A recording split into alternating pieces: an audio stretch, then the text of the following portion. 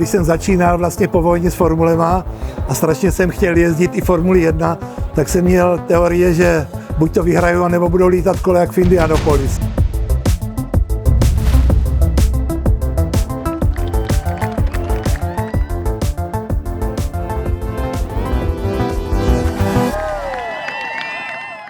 Sezona 22 byla jedna z nejnáročnějších, kterou jsme měli vůbec v historii. Museli jsme v průběhu sezony koupit 3 auta, odešel nám jeden motor.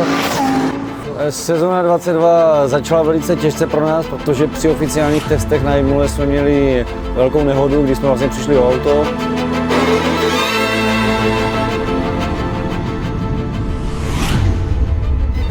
Pamatuju si to, jak jsem šel na brzdu, auto se utrhlo a viděl jsem, že to je nekontrolovatelný a už jsem jenom čekal, když to zastaví a akorát ta doba byla strašně dlouhá, mě připadala v tom autu.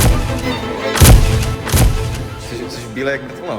Po nehodě si pamatuju to, že mě bolelo celé tělo a bylo nejtěžší hlavně za 3 dny sednout do auta a je tam závod na té Imole.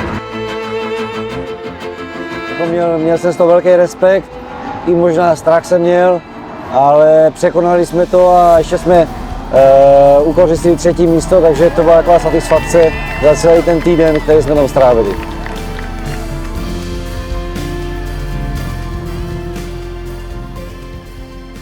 Nejzásadnější změna jezdecké sestavy přišla v Misánu, kdy Pepa Záruba po plánovaných rodinných záležitostech musel se držet v Brně.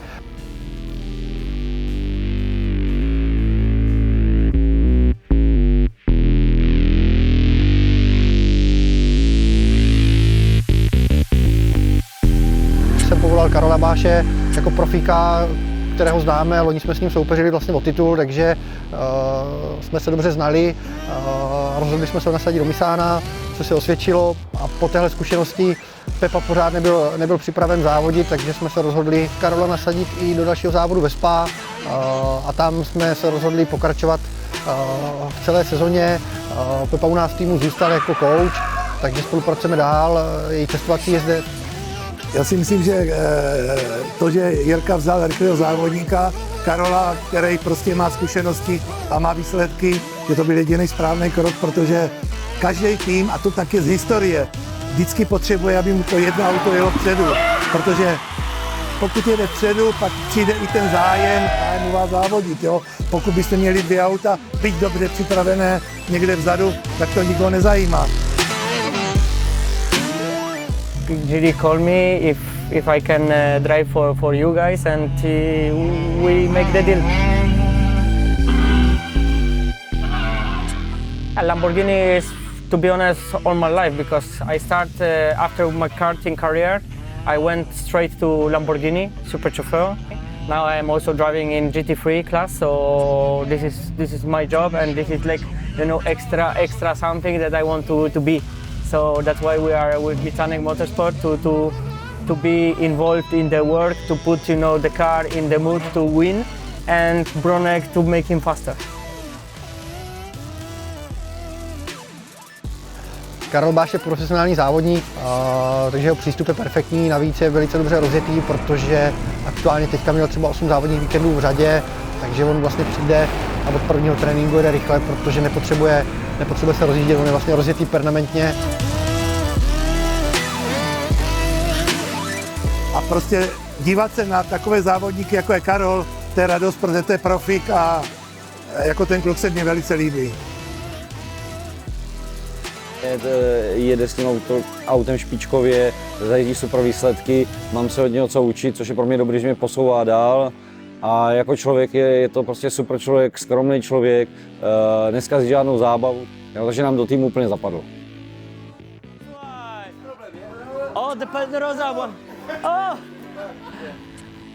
Ten první přechod byl takový jako, nebylo to stejný jak s Pepou, museli jsme se naučit najít nějaký kompromis, ale myslím, že jsme ho našli dobře a přineslo to ovoce a výsledky se dostavily.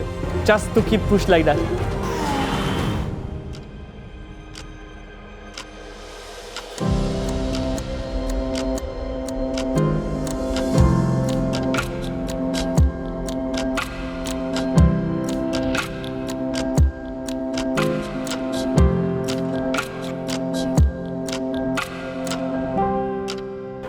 Tady mám jako věci z práce, že jo? Tady je kráva, že jo, slunečnice, kombajn. Tady trochu zábavy, jo? Ale která se nekoná, jo? A tady jako jsem si udělal takovou radost a trávu a tady tohle a přírodu a tak.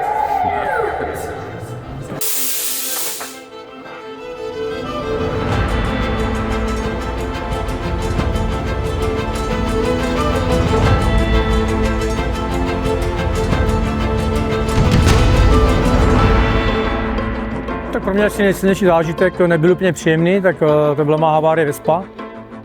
Když jsem vyrobil totálku a skončil jsem v nemocnici a naštěstí to bylo jenom lehký otřes mozku.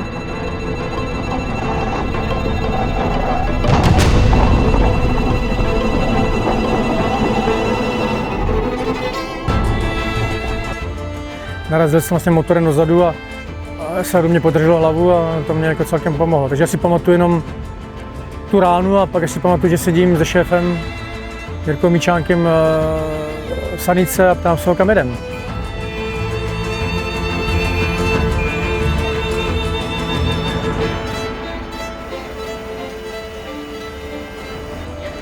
Nejhorší závodní víkend pro mě byl Vespa, kdy vlastně Libor Dvořáček měl velkou nehodu už ve čtvrtek.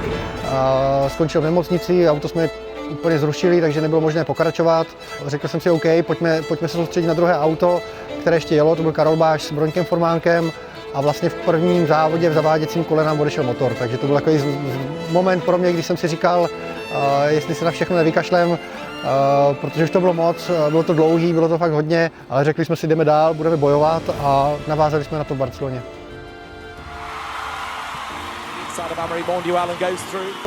Nejlepší závodní víkend pro mě byl určitě v Barceloně, kdy jsme byli dvakrát na prvním místě, což pro náš tým byl historicky nejlepší výsledek vůbec.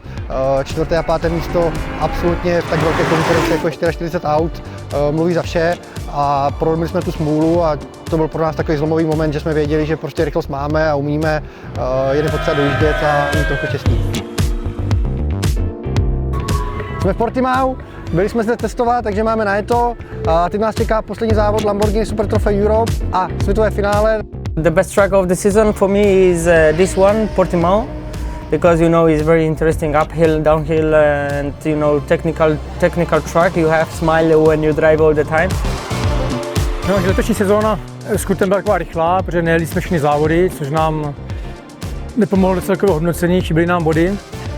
Když jsme skončili těsně pod stupní vítězů, nějakou chybičkou nebo smůlou, ale bojovali jsme až do konce a věřím tomu, že příští sezóna bude podstatně lepší a budeme mít víc štěstí.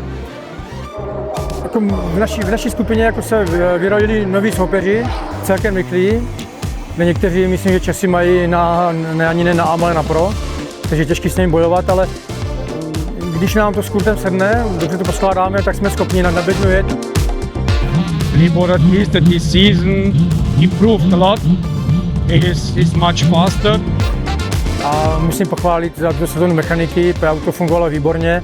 S autem my jsme neměli žádný problém a pokud byl, tak ho okamžitě odstranili. Jsem se teďka dostal do role kouče, což je zase pro mě něco nového a je to takový fajn z té druhé strany té boxové zítky. Takže se snažím teďka pomáhat klukům, ať už je to LB auto, nebo je to Pro Am auto. Motorsport je krásný, takže je jedno, jestli řídíš, anebo koučuješ, anebo inženýruješ. Každý má něco a jsem rád součástí toho týmu. Takže jsme celou sezónu bojovali, měli jsme spoustu smůly, ale i přesto se nám dařilo dělat dobré výsledky.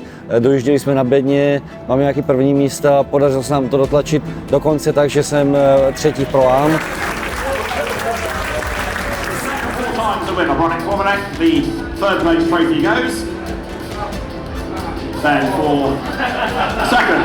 Je úplně super na to, kolik opravdu bylo smůly tenhle rok a byla to pro nás opravdu těžká sezóna, nejtěžší za celou dobu, co se účastním Super Trofea. Když mám být úplně upřímnej, tak já samozřejmě jsem od mládí tíhl Porsche, ostatně i Jirka závodil s Poršákem, takže to byla moje, řekněme, srdeční záležitost. Jo? ale dneska musím zcela bez zakrytí přiznat, že tenhle seriál je podle mě nejlepší seriál této kategorie, který se vůbec jede. Myslím si, že ta úroveň byla tady vidět na takhle těžké trati jako nádherný závodění.